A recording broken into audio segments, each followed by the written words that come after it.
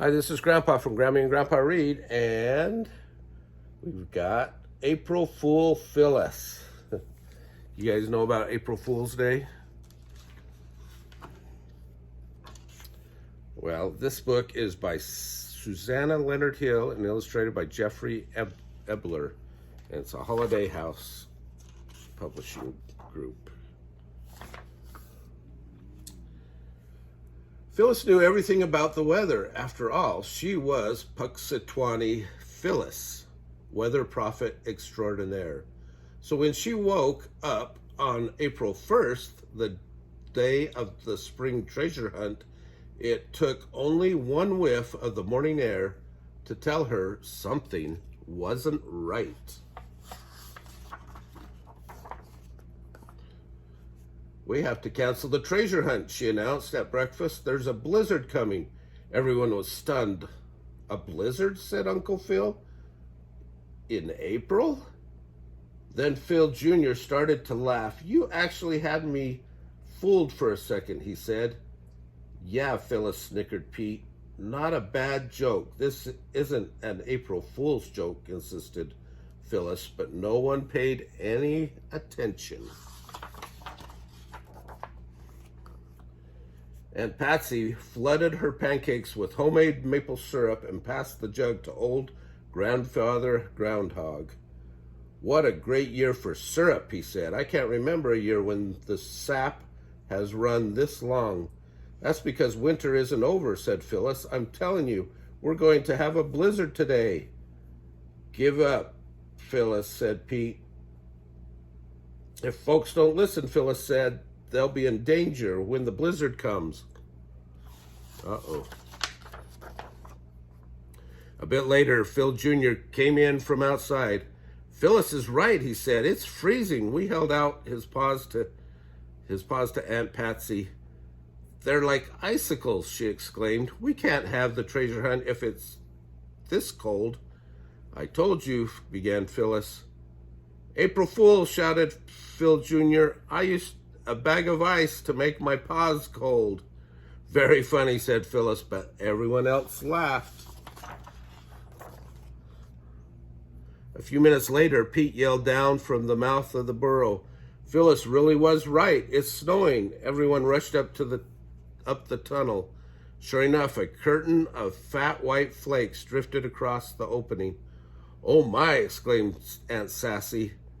"April Fool," shouted Pete. "It's only confetti."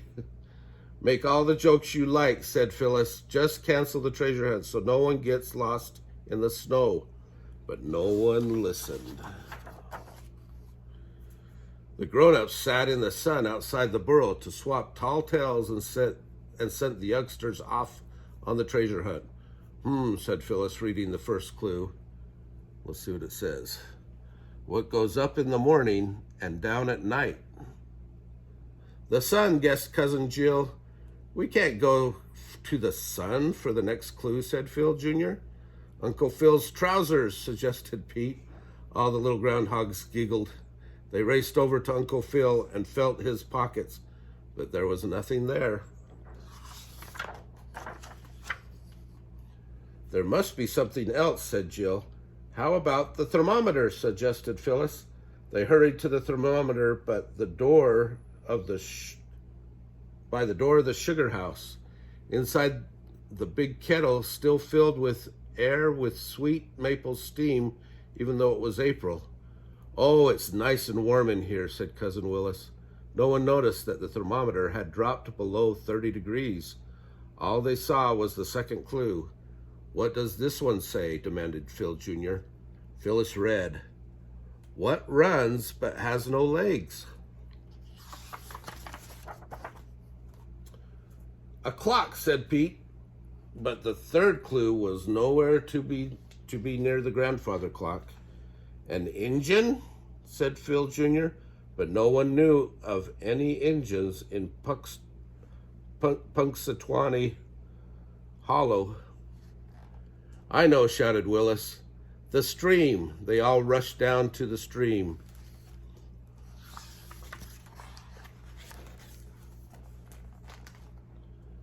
There was There was clue number 3. The young groundhogs followed the clues farther and farther to the tree house, to the blackberry patch, and to the shore of the Puxatawny pond.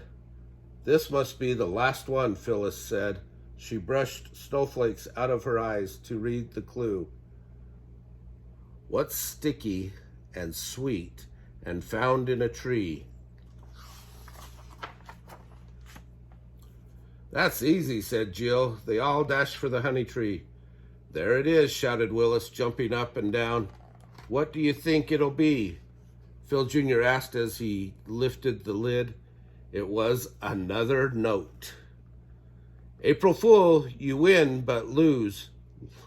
Look again at all your clues. They can all be solved, you see, with one answer, and it's me. I don't get it, said Pete. Phyllis explained. It means that there's one thing that's the answer to all the clues. But right now we have a bigger problem. Look at the snow. It was a problem indeed, falling thick and fast and making it impossible to see more than a few feet in any direction. How will we find our way home? Worried Willis. Phyllis looked at the little groundhogs. They were depending on her to get them home safely. How was she going to do this?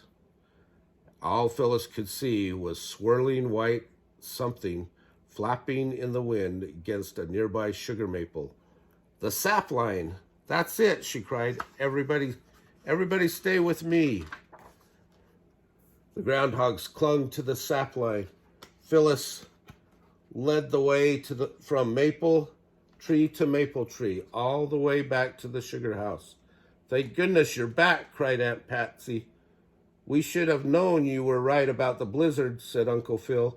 Looks like we're the April Fools. All's well that ends well, said Aunt Sassy. But we never solved the treasure hunt, said Phil Jr. Yes, we did, Phyllis said triumphantly. What goes up in the morning and comes down at night? What runs but has no legs? What's sticky and sweet and found in a tree? Sap, the treasure is right here. Sure enough, in the back corner of the sugar house was another treasure chest.